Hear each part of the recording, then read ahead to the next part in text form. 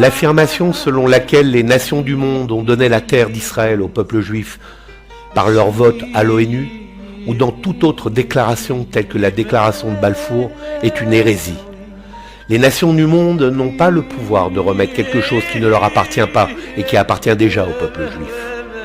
La reconnaissance ou la non-reconnaissance des nations sur le droit du peuple juif à la terre d'Israël n'est pas un facteur validant ou invalidant le droit du peuple juif à la terre d'Israël.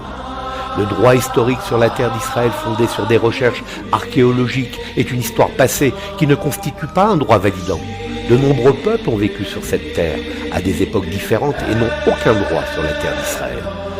Tout comme dans tout autre pays, aucun peuple ne peut revendiquer un droit parce que ses ancêtres y ont vécu il y a des générations. Par exemple, le fait que des Indiens ne peuvent pas revendiquer un droit sur les États-Unis même s'ils y ont vécu.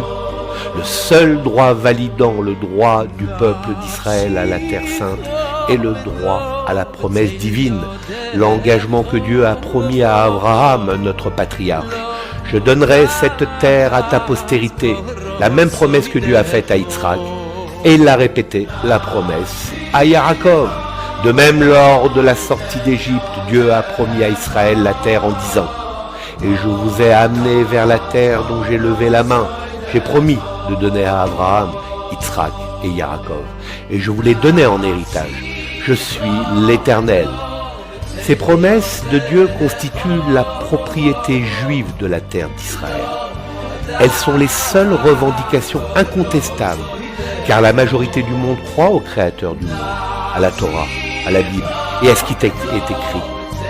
Ces revendications sont les plus justes, les plus honnêtes, les plus incontestables, et ce sont celles qui seront acceptées par les nations du monde, plus que toute autre revendication.